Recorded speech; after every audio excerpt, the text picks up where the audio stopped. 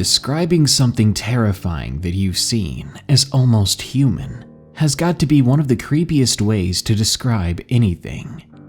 The figure in the trees appeared almost human. The creature in the dark corner of my room was almost human. When something is similar to us, but not us, we enter Uncanny Valley. So, prepare to run for your life. These are 5 allegedly real encounters with humanoid creatures.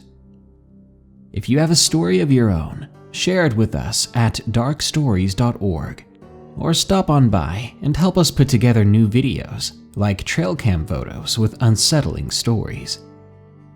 Now, let's look into a distorted mirror.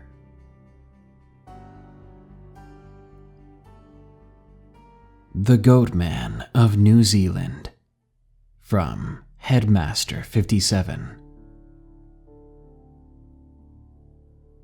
A few years ago, my mom and I were driving to our house from my grandparents' place. I had stayed with them for a couple of nights with my 3-year-old cousin, who happened to be the worst person to stay the night with. Anyway, while we were driving, we saw someone who appeared to be a hitchhiker. My mother doesn't normally pick up hitchhikers, and after this night, she never did again. This hitchhiker was wearing an oversized coat that covered his whole body and legs. His hair looked matted and dirty, like he was homeless. He smelled of garbage and mud. My mother asked the man where he was heading to. Instead of answering, he snorted instead. A little farther down the road, my mother tried to ask him again, but when she turned around in her seat, she slammed on the brakes. I turned as well, having been in the front seat next to her. Somehow, the man was gone. He was no longer in the car, leaving behind mud in the floor. We had never heard him open the door again. We hadn't heard a sound of him leaving. So how he exited that car while we were driving, without us ever knowing, I have no idea. But what I do know is that when I looked down at the muddy footprints in the floor, I did not see the impression of boots or shoes or feet. I saw hooves. My mother and I looked at each other with pure confusion. I would later learn about the local legend. It goes a little something like this. The Goatman may appear on the side of the road. If you help him out by giving him a ride, he'll get you safely down the road, past the stretch of road you were meant to have an accident on. Some say that even just seeing him on the side of the road is enough to avoid an accident that would have been your final moments. He warns people of impending doom and misfortune, while some say he may be the cause. In this case, I think whatever we saw that night protected us. I hate to imagine what may have become of us if we kept driving and never stopped.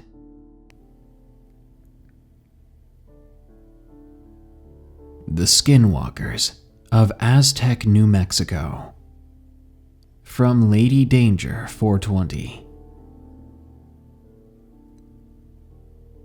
This happened just this past summer. My family and I spent a week in the New Mexico-Arizona area, visiting various old settlements and small desert towns. It was a great week, except for this one incident during the night. Now, for a quick background, I have family who lives in western Kansas, so I know what coyotes and various other rural predators sound like. I know what they do, I know what they act like. I'm also a large percent Cherokee native, and I've spent a lot of time educating myself about the various folklore of native tribes, including Wendigo and Skinwalkers. We had been staying in an Airbnb, and I had a high window in my room. I kept it mostly closed, but just barely cracked it with a bug screen in place. It got cold that night, and the house's central heat and air was not the best, so my room stayed rather cold. I had heard the coyotes the previous few nights, and I was not surprised to hear them start up again that night. but that night they sounded closer. This house was outside of town, and the sound of coyotes was something to be expected. It was all pretty normal until I began to actually listen to the sounds. They didn't sound right at all, like someone had recorded them and was now playing them through subpar speakers. And they trailed off at the end, like toys when the battery is running low. It took a few calls for me to realize what was happening. These weren't coyotes. I was certain of that now.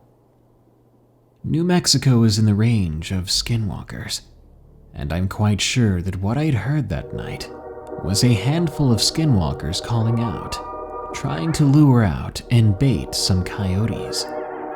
I'm glad that we'd gotten home early that night, and that everyone was in the house with all the doors locked already. I closed my window and locked it tight, not wanting to take any chances with a skinwalker trying to lure me outside.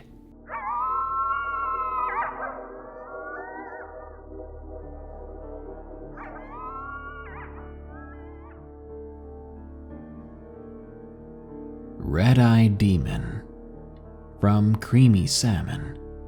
Location, Iowa. This took place at my grandmother's house in the country. I was with my friend Kelly. We were around 10 and 11 years old, and we were staying in my grandma's spare bedroom, which had a big window in it.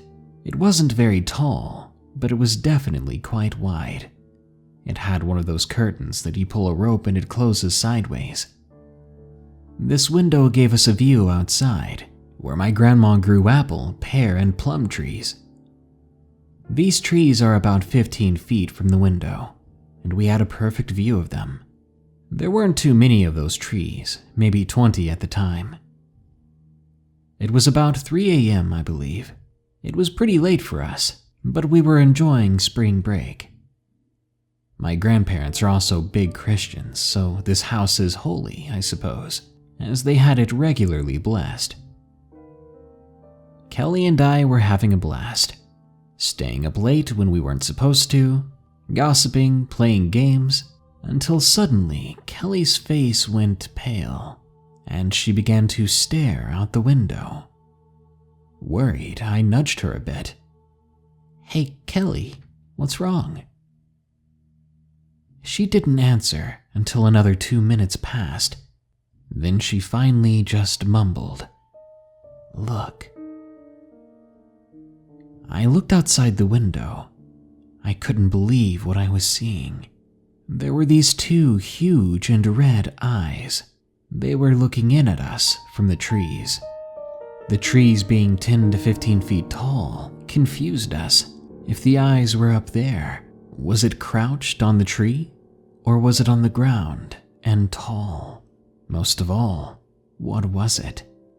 We stared at this thing for 10 minutes when I realized that I could just shut the curtains.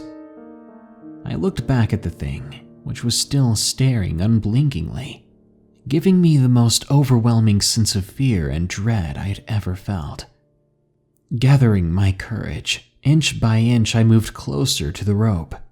As I did so, I realized that the eyes were moving, because it was watching me get closer to the rope.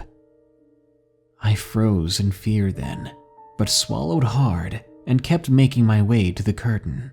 I finally made it there. Kelly was now wide-eyed and looking at me instead of the monster. I grabbed the rope and I slowly started to pull on it. Once it got halfway closed, I stopped because a huge wave of regret and fear filled me. Something deep inside was telling me that if I closed the curtain all the way, I was going to get hurt. I swallowed again, ignoring the feeling, and quickly shut it all the way. Then I dove back into the bed, clinging to Kelly so tight she could barely breathe. Together we crawled under the covers and eventually passed out.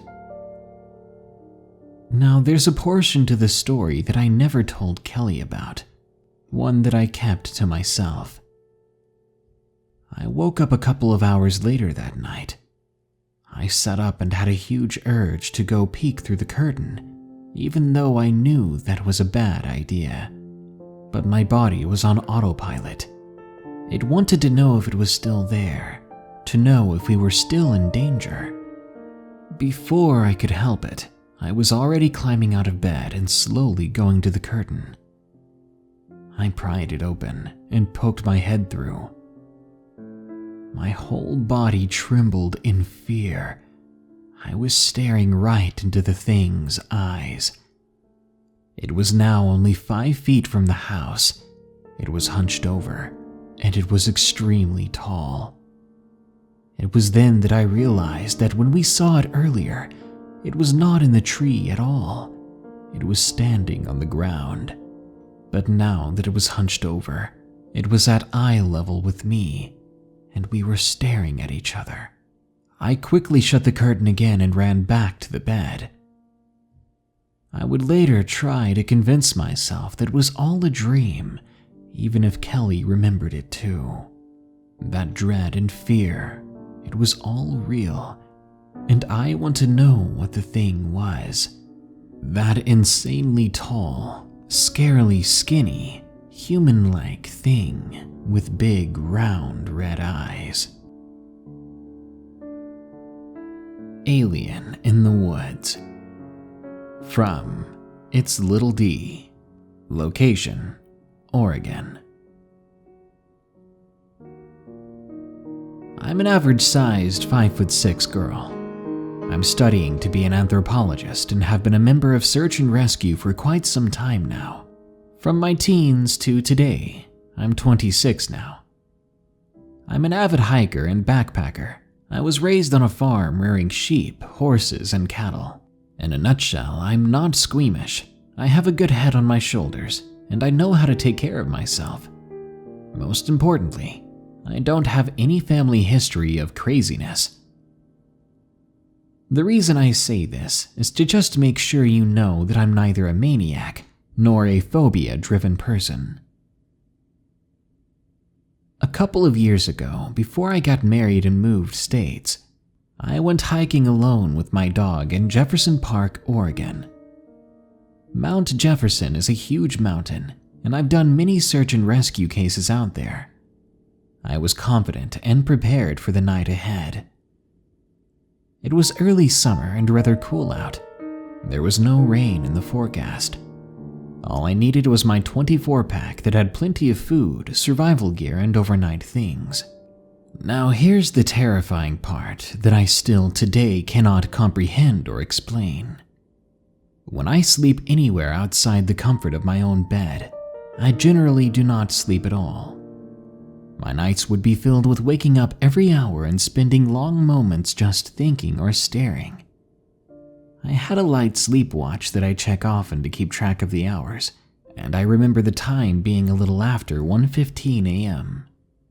I wasn't quite awake or asleep either, rather somewhere in between, enough to be startled at the sound of my dog growling. He was a large lab mutt who didn't take very kindly to strangers and had proven to be very protective. When it came to animals, he didn't care much aside from the regular woofing or showing deep interest in deer. So growling meant a person was nearby, or what he thought was a person. Remembering that I was in an area that was popular for camping, I told him to quiet down and to quit bothering people. But I grabbed hold of my knife just in case and began to listen more intently. Never in my life have I ever seen this dog not listen to a command. I mentioned before that he was protective. Once a man tried to steal my bag when we were walking in the park, and Don leapt right out at him, grabbing onto his arm, but released the moment I told him to. But at this moment, he was going absolutely berserk, growling and whining nonstop. Suddenly, I mean very suddenly, Don froze, then went rigid against my leg. He was horrified. I grabbed my flashlight and set up, beginning to feel creeped out myself. I was ready to either blind someone breaking into the tent or to stab randomly, hoping I hit them. What happened next was even worse. There was this calling noise, like a mix between a grunt and moan. I can't explain it very well, but it definitely wasn't a bear, cougar, or elk. It sounded nearly human though, like someone trying to sound animalistic, but reaching a note that was not normal. Don jumped when another call came from the side of us. His body was trembling. I've never felt a dog so scared in my life. When he began to whine, I realized that we were in deep trouble. Looking back now, I'm guessing this was a dumb idea, but at the moment, leaving the tent was the greatest idea ever. Making the loudest noise in the world, I unzipped the tent and we began to scramble towards some bushes that seemed to be away from the weird calls. Again, checking my watch over and over, we sat there for about 20 minutes before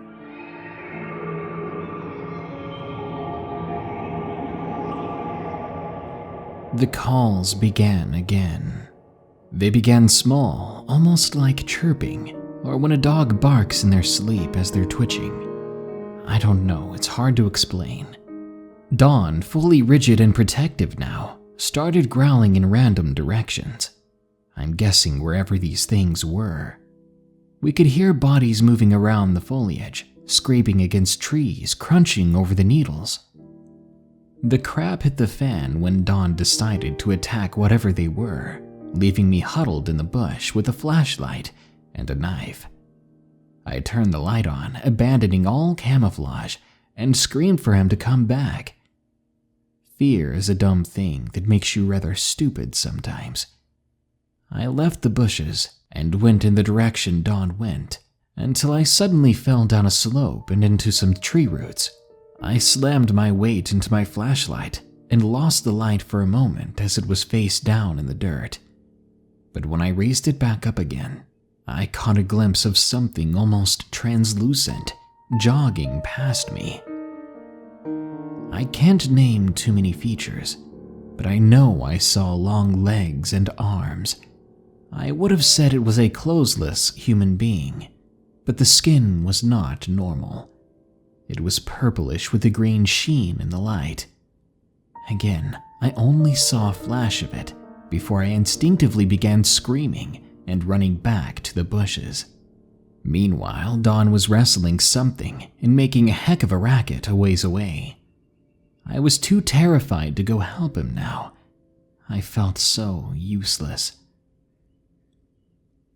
The calls were sounding again too, more like screams and groans. They turned into weird clicks or ka-ka-kas, and then short hissing spurts.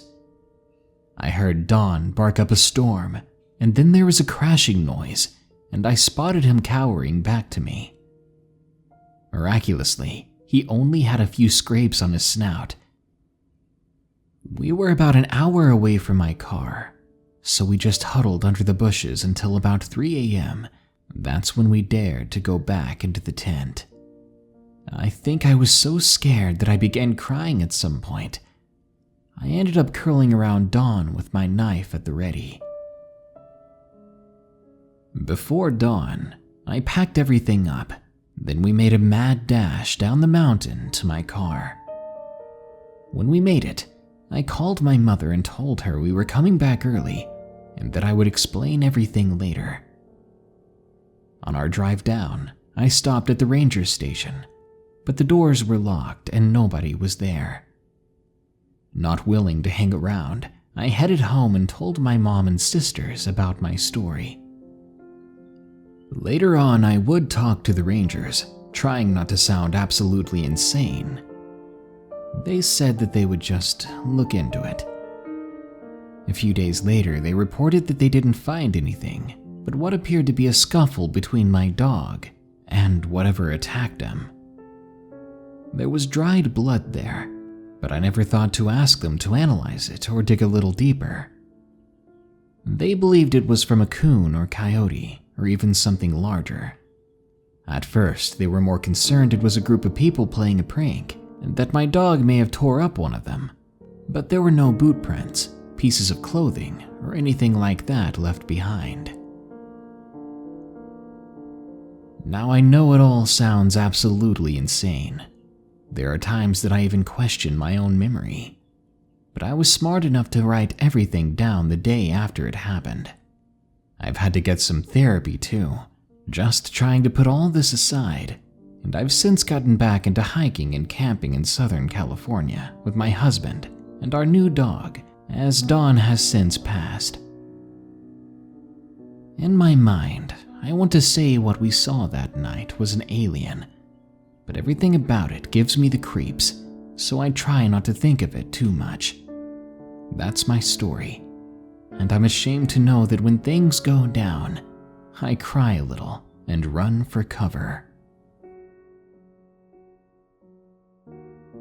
My first story. From C. Birch 92. Location: North Carolina. My parents divorced when I was about 6. I was in the 2nd grade at the time, and it was a pretty messy breakup, with my mom and I leaving the house I grew up in to move away. We bounced between a few crappy rental properties until we ended up in the place she still lives in today. This house was amazing. It was built in 1942 and had the typical Southern old money look. All red bricks on the outside with hand-formed yellow brick accents, 2 porches, 3 garages, and it was out in the country. We had a few neighbors, but they were all old folks for the most part, except for the Mexican family that lived on the hill behind us, which we ended up getting pretty close to. I was in the 3rd grade by the time we moved in here, and had made a good friend whose name was Hunter. Hunter would come over on the weekends almost every week, where he would stay up in my room almost all night, playing chess and card games. Shortly before we had moved into the house, one of my mom's friends, a Navajo hoop dancer, had convinced her that we should let a shaman friend bless the house. Despite our family being Catholic, my mom had always kind of been a black sheep and was very accepting and curious of other people's religions and spiritual views, so she accepted. The shaman came and blessed the house, hanging up these blessed feathers above all the doors, and told us that they were to keep the bad energies out, and that by no means should we ever remove them. If they ever became damaged or worn out, we were supposed to call him to get them replaced. Not long after this, my mom started seeing a Cherokee Indian. At first he seemed cool, but would later turn out the guy was bad on drugs and was an alcoholic. One night in one of his drunken rages, he made comments about allowing other tribes in the house, despite my mom and I technically being Taino ourselves. He then yanked all the feathers down. Big mistake apparently, because his actions would cause us grief for the next 10 years. About 6 months after that, it was summer break and Hunter was over for a visit. It was about midnight if I had to guess the time. It wasn't quite a full moon, but it was enough where you could see the light illuminating things outside. We had these crappy plastic blinds in the house at the time. I loved to keep them open and let the outside show in, even at night, which drove my mother crazy. Anyway, it was our bedtime. My window and blinds were open as usual, and Hunter and I were sitting on my bed in the dark, just talking. About what, I can't really remember. It was then, quite suddenly, we caught a glimpse of movement out of the corner of our eyes. Naturally, I turned to face the window, practically jamming my face into the screen, with Hunter doing the same. As we peered out into the dark, we saw this thing slinking across the neighbor's yard. In their yard, leading up the hill to their house, which was at the very top, there was a big, tall, old pine tree next to the gravel road. At first, we stared at this massive-looking dog. It kind of looked like a German shepherd. then more like a lanky coyote or an emaciated wolf. The more our eyes adjusted to what we were looking at, the more eerie it was. It made its way about halfway across their yard on all fours, as a normal dog would do. Then, as if it grew tired of the facade, stood up and sauntered across their yard to the pine tree on 2 legs, like a person. Once it reached the tree, it put one paw or hand up on the tree and looked up the tree's length before looking around as if it was making sure that no one was watching. Then it slid up the tree effortlessly, like it was being pulled on wires or gravitating. We sat there in silence, speechless at what we had just witnessed. Hunter and I were both intellectual kids, and we spent the remainder of the night discussing what it was. A mountain lion? A bear that was sick? None of our theories added up. The following day, things in the area were silent. Remember, we lived out in the country, so there would usually be the sounds of cattle and birds and dogs. But today, there was none of that, as if every living thing around was too scared to speak. We staked out the neighbor's house as it was Sunday, and we knew that they would be leaving for church, and we wanted to investigate that tree. As soon as they left, we booked it up the hill. When we got to the tree, we found a bone at the bottom. What it was from, we had no idea, though now looking back at it, I remember as an adult it seemed to resemble the usual dog bone you'd buy at the grocery store, only with meat and decaying stuff still on it. There was also some hair and claw marks on the tree, which we assumed was from the creature we saw. To this day I kick myself for having not picked up those hairs for samples. We quickly returned home to tell my mom. My mom and I have been close my whole life, so I knew she'd believe me. She did seem skeptical at first, as every parent would be, but I did sense an air of belief in her response. We begged her to come look at the bone and claw marks and hair, but she declined, saying she didn't want to scare the neighbors. Now I feel this was a diversion to keep us from fixating on the event more. She wanted to defuse the situation. Little did she know the next few years would provide more proof to her of our story than any of us were ready for. Fast forward a few years. We had had a few odd occurrences around the house ever since, but nothing major. There were the usual odd noises outside, bumps in the night, the doorbell ringing but no one would be there. Things that normally you could probably chalk up to usual country living. Nothing actually happening inside the house, at least not yet. I was in the 8th grade at this point and had made a friend during the time named Cody.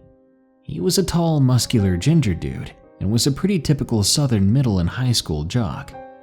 He played football and soccer and wasn't really the kind of guy to get freaked out much. He would come over on the weekends, much like Hunter used to do, who was now in South Dakota at this time. Cody and I would go squirrel hunting together, or just go hiking around the property. Our neighbor was a big-time farmer and owned almost all the land around the house, which was usually full of cattle year-round. One of these properties in particular was my favorite. It was across the highway from us and was massive. It had forests, creeks, fields, and bordered a river. We had permission to use it and would go over there regularly and use it for airsoft games, hunting, and things like that. So in the fall, I guess it would be October, Cody was supposed to come over that weekend. I had noticed several evenings during the week that a huge amount of vultures were flying around the property across the highway, but I couldn't really make out what it was from there. I had thought that maybe one of the neighbors' cattle had died or had lost a calf, and that's what they were there for. But I decided to wait to check it out later. Then I could go with Cody. So Friday rolls around and they're still there, buzzing around. We must have sat for hours in my driveway just watching them circle that spot, wondering what it could be. Saturday morning rolls around and we suit up with our camo, pellet rifles, and boots. As soon as we made it inside the gate, we saw a cluster of vultures huddled around a nasty-looking mass. We fired some pellets at the ground and trees to scare them off. We then went to investigate. It was a cow about a year old, and it had been partially eaten. You could see the damage that was done by the vultures. They always went for the eyes and lips and tongue, because it was soft and easy to get at. But something really stood out here. This creature had been dragged a good 15 feet, as there was a big greasy spot a few feet away, and a trail from here to there. Now, I don't know if you guys have ever been around cattle, but even a yearling like this can be big and heavy, and I don't think any of us have ever seen a vulture carry away a cow. But that wasn't the weirdest part. The worst part was its front legs, which had been bent completely back and then pulled up behind its head and twisted together. That was freaky, and we discussed how messed up it was as we moved on and continued our hike and hunt. As we rounded the top of the hill, we found yet another dead cow. This one was fully grown. Its belly had been cut open from the throat to its rear end, and you could tell it was fresher, as the blood was still wet on the ground and the organs were still steaming in the morning frost.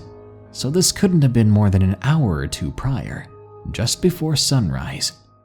I know that animals bloat and burst as they decay, sometimes appearing that they'd been gutted, but this cow had not been dead that long. Something or someone had deliberately done this, as there were signs of a struggle within the area. As the morning progressed, we ended up finding 12 dead cattle.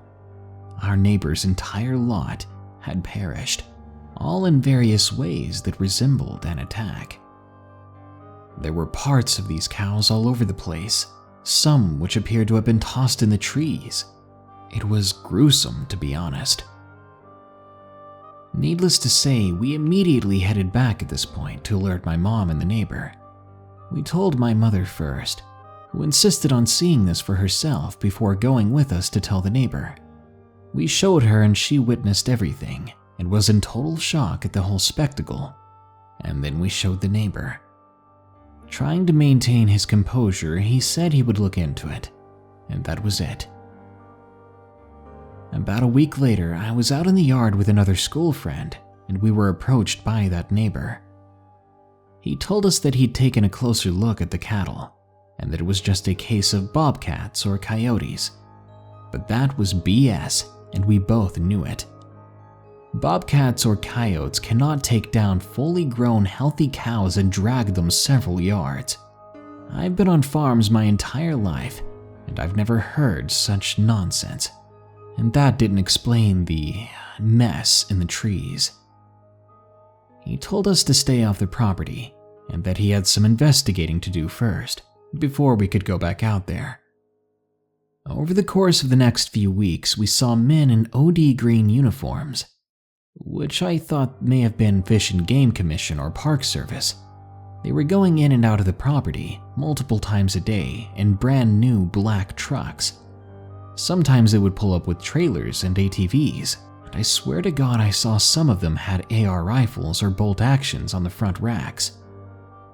We never heard any gunfire, luckily, but with the insane amount of action going on and sometimes heavily armored guys coming in and out, it was definitely unsettling. What they were doing out there and what they may have been hunting, I wish I knew. Our reality is full of strange and mysterious things, events that are unexplainable, and creatures that we can't comprehend, even when they almost look like us. Maybe they stand on two legs like we humans do. Maybe they can mimic our voices for insidious reasons. And maybe sometimes they look like a mirror image of us, but slightly off. If you ever encounter a humanoid creature that is certainly not human, you'd better run before they turn you into a pile of red mush on the ground. Good night. If you enjoyed this episode of Darkness Prevails, be sure to like, share, comment, and subscribe. If you have a story of your own, or you want to help us make future videos, go to darkstories.org. You can share your stories there, and possibly have them narrated on the show. Or you could check out which topics I'm trying to cover for lists, and help me find good sources. For example, I'd really like to do a video on creepy trail cam photos with unsettling stories. You probably don't have a trail cam photo and story of your own, but in the case of a list, it's fair game to browse the internet for creepy instances other people may have, as long as you cite your sources. Anyway, if you want to support the show, you can go to patreon.com/darknessprevails to donate, or you can browse our merchandise at teespring.com/stores/darknessprevails. Now, as usual, here are some replies to 5 early comments from the previous video about 4 TikTok horror stories. SSJ4 Goku says, "I love you, Darkness, but what is this?" Your dad replies a drop in content quality. He did Slenderman FFS recently. Firstly, my friends, I've been doing app-related stories for a while now. For years, in fact. If it's popular enough, I will get stories on it. Snapchat, Instagram, Facebook, all those kinds of things. So why you're complaining now, I don't really know. Everyone makes fun of TikTok, but I'm not allowed to do stories that might be creepy or cringy from TikTok. I don't get it.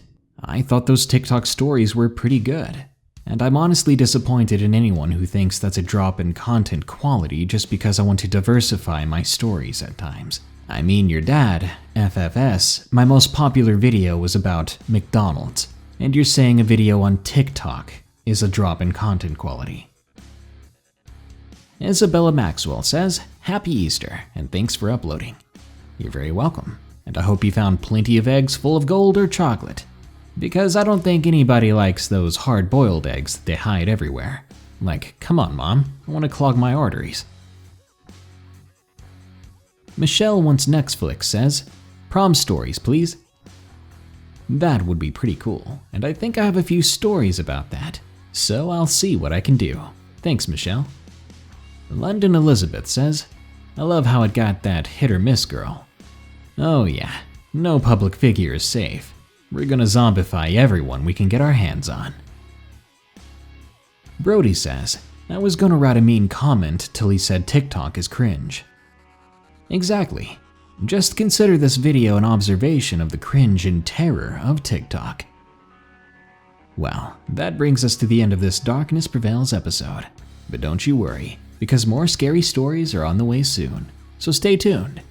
Until next time, here are the credits to my amazing patrons who continue to donate. Remember, stay safe out there and stay creepy, because this world is a strange one.